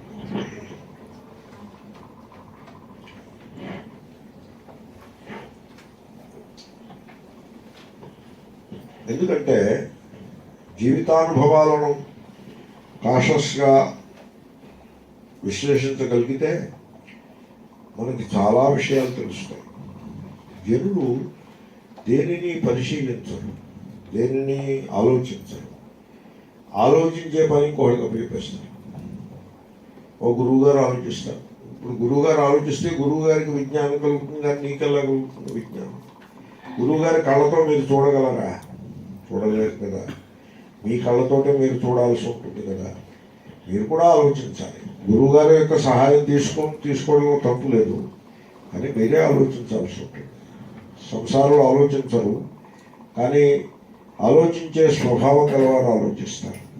మానవ సృష్టి ఆది నుండి కూడా మనిషి అలాంటి వాళ్ళ గురించి చెప్తున్నాను నేను. ఆలోచిస్తూనే ఉన్నాడు. ఈ జగత్తు అశాశ్వతం. చూసుకోండి, బాల్యం చూసుకోండి. బాల్యంలో మనం ఏ చింతలు లేకుండా హ్యాపీగా గడిపాం. కానీ ఆ బాల్యం ఏమైపోయింది? కరిగిపోయింది. ఒక కవి ఒక పాట రాశాడు, ఎదగడానికి ఎందుకురా తొందర అంటూ ఒక పాట రాశాడు. ఎందుకంటే చిన్నపిల్లలు హై స్కూల్లో, కాలేజీలో ప్రైమరీ స్కూల్లో చదువుకునే పిల్లలకి ఆడుతూ పడుతూ ఉంటారు. వాళ్ళకి ఏ సంసారపు బంధాలు ఉండవు. వాడి కంగారు, నేను పెద్దవాడిని అయిపోవాలని కంగారు. పెద్దవాడు అయిపోతే ఏముంటుంది? ఏడుస్తూ కూర్చోవాలి. ఆ బాల్యం ఏమైపోయింది? కరిగిపోయింది. యవ్వనము, యవ్వనం ఎలా ఉంటుందో తెలుసునండి. ప్రపంచం అంతా నా మేరా ముఠ్ఠీ మే హై అన్నట్టుగా ఉంటుంది. మేరీ ముఠ్ఠీ మే హై అన్నట్టుగా ఉంటుంది. అంటే వాడు దేన్ని కూడా లెక్క చేయాల్సిన అవసరం ఉండదు. మహాశక్తులు ఉంటాడు. యవ్వనం అలాంటిది. ఆ యవ్వనంలో ఉండే అనుభవాలు మహా సుఖాన్ని ఇచ్చే అనుభవాలు ఉంటాయి. ఆ యవ్వనం ఏమైంది? కరిగిపోయింది. సంపాదించిన డబ్బు కరిగిపోయింది. బంధువులు అనుకున్న వాళ్ళు దూరమైనారు. వీడు నా ప్రేమికుడు అనుకున్నవాడు ప్రేమించడం మానేశాడు. మా అన్నయ్య నన్నంటే చాలా ప్రేమ, అన్నయ్య వీడిని ప్రేమించడం మానేశాడు. అయితే తమ్ముడు, నా కొడుకు నేను పెంచి పోషించాను, నా మాట జవదాటాడు, వాడు ఖాతరు చేయడం మానేశాడు. జీవితంలో దేహం శిథిలమైపోతూ ఉంటుంది. ఎప్పుడు పడిపోతుందో తెలియదు. మనస్సులో సుఖం పావుగంటుంటే గొప్ప, వెదర్ మారిపోయినట్టుగా సుఖ దుఃఖాలు కూడా మారిపోతూ ఉంటాయి. ఇది సంసారం. దీంట్లో స్థిరమైనది ఏదీ లేదు. కానీ స్థిరమైన తత్వము ఒకటి ఉండాలి. అది ఏమై ఉంటుంది అని అని ఫిలాసఫర్స్ సృష్టి ఆది కాలం నుంచి కూడా అన్వేషిస్తూనే ఉన్నారు. ఆ స్థిరమైన తత్వానికి దేవుడు అని పేరు పెట్టారు. అది దేవుడు అంటే. ఒకసారి పేరు పెట్టేస్తే దానికి ఇంకా ఎవరికి తోచిన రూపాన్ని వాడు కల్పించుకుంటూ పోయినాడు. దాంతో ఒరిజినల్ అన్వేషణ వెనక్కిపోయింది. ఈ రూపాలు, ఈ పూజలు ఇవన్నీ కూడా విస్తరించిపోయాయి. దాంతో జనులు వీటిల్లో పడిపోయి ఆ ఒరిజినల్ అన్వేషణని మానేశారు. ఆ అన్వేషణని తిరిగి అందుకోవాలి. ఈశ్వరుని ఆరాధించేది ఎందుకంటే ఆత్మజ్ఞానం కోసం ఆరాధిస్తాం. అంతేగాని ఈశ్వరుడు ఏవో కొన్ని టాఫీలు అంటే చాక్లెట్లు, తాయిలాలు పెడతాడని కాదు ఆరాధించడం. అలా పెట్టేస్తారండి. మీరు పూజ చేసేస్తే తాయిలాలు ఇచ్చేస్తారా? పూజ చేయని వాళ్ళు అలా గాలి వదిలేస్తాడా? అలా ఉంటాడా ఈశ్వరుడు? ఏదో కరప్ట్ పోలీస్ ఆఫీసర్ లాగా ఉండడు కదా ఈ ఈశ్వరుడు. కాబట్టి ఈశ్వరుడు స్థిరమైన తత్వం, జగత్తు అస్థిరము. ఇది ఫిలాసఫీ. ఆ ఈశ్వరుణ్ణి నేను తెలుసుకోవాలి అని ఆ విచారం మొదలుపెట్టాలి. ఏమంటే ఈశ్వరుడు సర్వము తెలిసినవాడు అని మీకు ఎందుకు అనిపించింది? మీకు ఏమైనా వచ్చి కనపడి చెప్పాడా? మీ చెవిలో ఊదాడా నేను సర్వం తెలిసిన వాడిని అని చెప్పాడా అని మీకు ఎందుకు అనిపించింది? మీకు అనిపించకపోతే మీకు చెప్పిన వాళ్ళకి ఎవరికో అనిపించింది కదా, ఎవరికో వాళ్ళకి అనిపించింది కదా. ఎందుకు అనిపించింది? ఎందుకు అనిపించిందో తెలుసిన? నాకెందుకునో కొద్దిగానే తెలుసును అని వీడికి తన గురించి ఒక అభిప్రాయం. ఏమని? నాకు కొంచెమే తెలుసును. అదేం విచారించి పెట్టుకున్న మాట కాదు. నాకెంత తెలుసును, ఉన్నదంతా నాకు తెలుసున్నదంతా అని విచారం ఏం చేయలేదు. ఊరికే గతానుగతికంగా అంటే ఒకళ్ళు అనుసరించి ఇంకొకళ్ళు వెళ్ళినట్టుగా నాకు తక్కువ తెలుసును. ఓకే, పోనీ అలాగే అనుకో. ఈశ్వరుడు ఎలా ఉంటాడు? చాలా తెలిసి ఉంటాడు అని ఈ విధంగా తనకు ఈశ్వరుడికి మధ్యలో ఒక గల్ఫ్ని వీడు క్రియేట్ చేసుకున్నాడు. మొత్తానికి ఈశ్వరుడు చాలా తెలుసున్నవాడు ఎందుకైనాడు? నాకు తక్కువ తెలియను కనుక. మీకు ఆ కనెక్షన్ అర్థమైందా? నాకు తక్కువ తెలియను అనే ఆలోచన లేకపోతే ఈశ్వరునికి చాలా తెలియను అనే అవగాహన కూడా కలుగదు. ఈశ్వరుడు సర్వశక్తిమంతుడు. ఎందువల్ల? నా శక్తి తక్కువ. నీ శక్తి తక్కువ అని నువ్వు ఎందుకు అనుకుంటున్నావు? అసలు తక్కువ అంటే ఏమిటి? ఈశ్వరుడు సర్వశక్తిమంతుడు. ఏవో కథలు పెట్టుకుని ఆయన శక్తి గొప్పది, నాకు ఏ శక్తి లేదు అని వీడే తనకి ఆ తత్వానికి, ఆ స్థిరమైన తత్వానికి మధ్యలో ఒక గ్యాప్ వీడే పెట్టుకున్నాడు. ఆ గ్యాప్ వీడికి ఎందుకు వచ్చింది? ఆ ఈశ్వర తత్వాన్ని సరిగ్గా అన్వేషించకపోవడం చేత, తన స్వరూపాన్ని కూడా తాను సరిగ్గా తెలుసుకోకపోవడం చేత. నాకు తెలుసున్నది ఎంత, ఉన్నది ఎంత, నాకు తెలుసున్నది ఎంత, దాన్ని విచారం చేయాలి. కేనోపనిషత్తులో ఆ విచారం ఉంటుంది. శక్తి నాది తక్కువ అంటే అభిప్రాయం ఏంటి? శక్తి తక్కువ అంటే అర్థం ఏంటి? మీరు జీవితంలో ఎన్ని కష్టాలను చూశారు? ఆ కష్టాలన్నింటినీ గట్టెక్కి ఇప్పుడు ఇక్కడ నిలబడి ఉన్నారు, కూర్చుని ఉన్నారు. మీరు పడని కష్టాలు ఏమైనా ఉన్నాయా? లేవు. కొన్ని కష్టాలు జీవితంలో మనకి ఎలాంటి అనుభవానికి వచ్చాయంటే, ఈ కష్టం నుంచి నేను గట్టెక్కలేను, నేను దీంట్లో ఖర్చు అయిపోతాను, నేను పోతాను, నా వల్ల కాదు ఈ సంసారాన్ని ఏడడం అని అనిపించి నిరాశ నిస్పృహ కలిగిన కష్టాలు మనం పడ్డాం. కానీ అవన్నీ గట్టెక్కి ముందుకు వచ్చాం కదా. మీ శక్తి తక్కువ అని మీరు ఎందుకు అనుకుంటున్నారు? మీ ఊరికి ఎవడో చెప్పాడు వచ్చి, ఏమని చెప్పాడు? నువ్వు ఎందుకు పనికిరాని వాడివి, నీవు పాతకుండవు. పాతకుండ అంటే పాపము గలవాడు అర్థం. దాంట్లో శ్లేష కూడా కలదు. పన్ నీవు పాతకుండవు అంటే ఎందుకు పనికిరాని వాడు అని ఒక అర్థం, పాపివి అని ఇంకో అర్థం. నువ్వు పాపివి అంటే వీడు జూడు బసవన్న తనలో ఉంటూ కూర్చున్నాడు. అన్వేషించి తెలుసుకున్న మాట ఏమీ కాదు. కాబట్టి ఎవడో ఏదో చెప్తే అది నమ్మి కూర్చున్నాడే కానీ వీడు తన గురించి తాను అన్వేషించి తెలుసుకున్నాడా? తన స్వరూపాన్ని తాను శోధించి ఈశ్వర తత్వము గురించి విచారించి తెలుసుకున్నవాడు ఏమని చెప్పాడో తెలుసిన? తత్వమసి అని చెప్పాడు. ఆ ఋషి అలా చెప్పాడు. నీవు జగత్తు గురించి చేసిన నిర్ణయం కరెక్ట్. జగత్తు అస్థిరము, అనిత్యము. ఒక స్థిరమైన తత్వము ఉండి తీరాలి, అది కూడా కరెక్ట్. ఆ నిర్ణయం కూడా కరెక్ట్. ఆ స్థిరమైన తత్వానికి దేవుడిని పేరు పెట్టి నేను ఆరాధిస్తాను, అది కూడా కరెక్టే. But not the final. ఇంతవరకు వచ్చిన నువ్వు ఒకంత నీకేసి కూడా చూసుకుని నేను అనగానేమి అని తెలుసుకుంటే ఒక సంగతి అర్థమైపోతుంది. నేను దేహాన్ని బట్టి చిన్నవాడినైనాను తప్ప నేను దేహము కానట్లయితే నేను తక్కువ వాడినని చెప్పడానికి హేతువేమీ లేదు. దేహము నేను అయ్యాను అనుకోబట్టి నేను అల్పుడను, నా శక్తి తక్కువ, నాకు తెలుసున్నది తక్కువ అని నువ్వు అంటున్నావు. నీకు తెలుసున్నది తక్కువ కాదు, ఈ బ్రెయిన్ సెల్స్కి తెలుసున్నది తక్కువ. నీ శక్తి తక్కువ కాదు, ఈ చేతులకి కాళ్ళకి ఉన్న శక్తి తక్కువ. నీ శక్తి నీకు తెలియదు. సో హనుమంతుడి శక్తి హనుమంతుడికి తెలియదు. జాంబవంతుడు వచ్చి చెప్పాలి. హనుమంతుడిని అడిగాడు, ఏమయ్యా అందరూ తాము ఎంతగలరో చెప్పారు, నువ్వేమో చెప్పావు కాదు, నువ్వు అసలు దాని గురించి పట్టించుకోలేదు, ఓ మూల కూర్చుని ఉన్నావు, ఏం మాట్లాడవేమి అన్నాడు జాంబవంతుడు. అంటే హనుమంతుడు అన్నాడు, నేను మాట్లాడేదే ఉంటుందా, ఈ సముద్రాన్ని నేనేం దాటగలుగుతాను?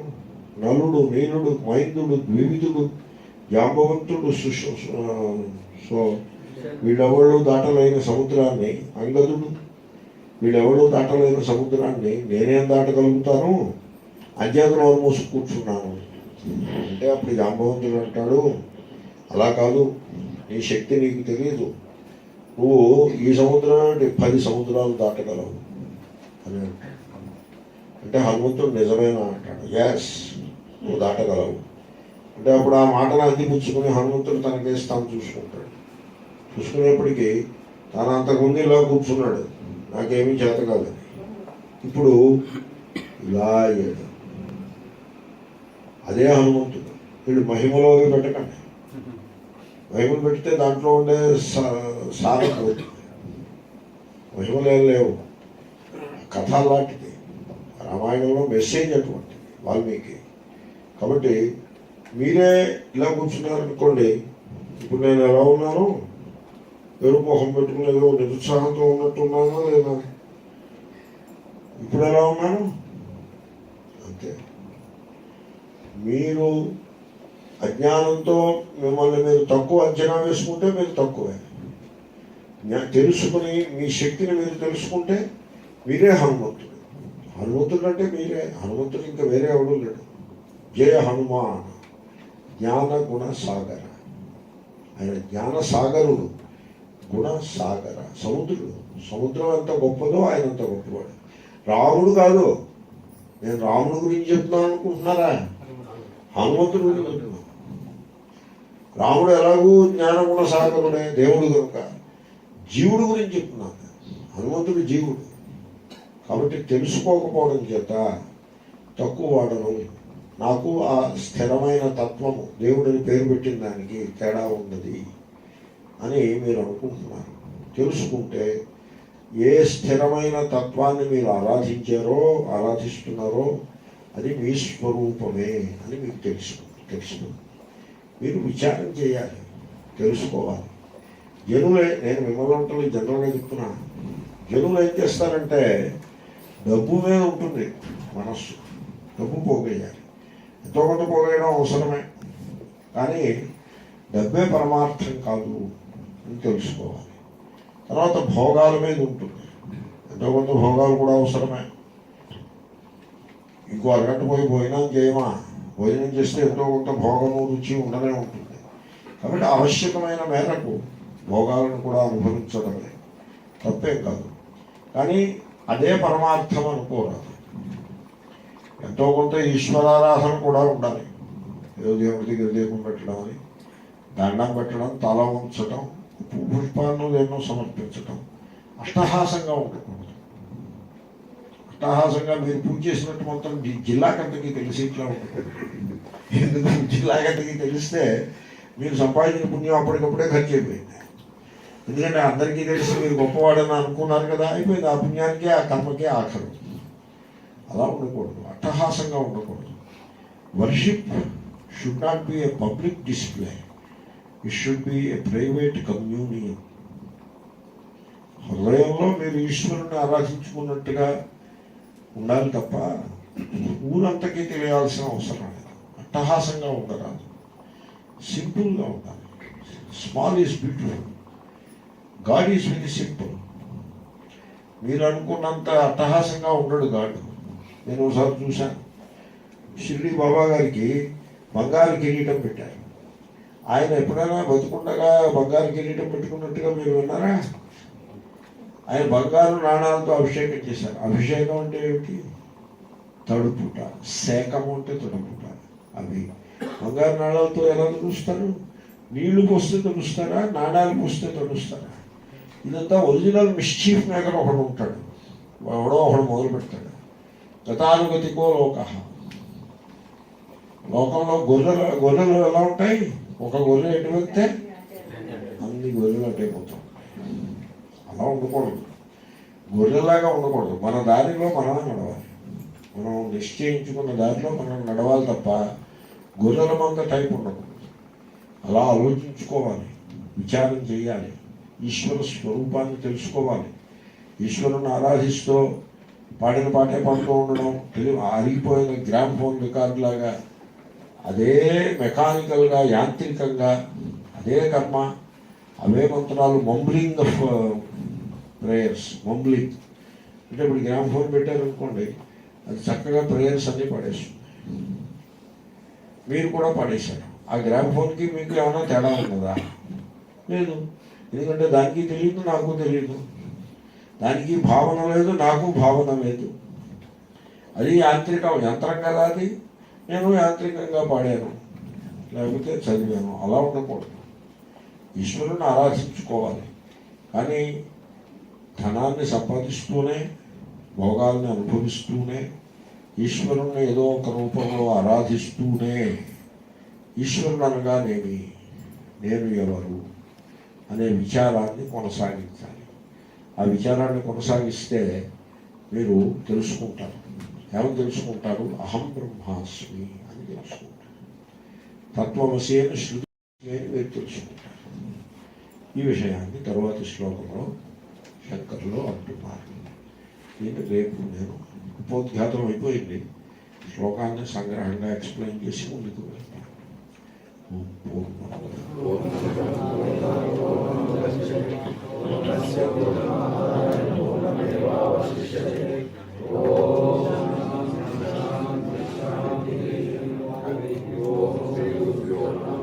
Hare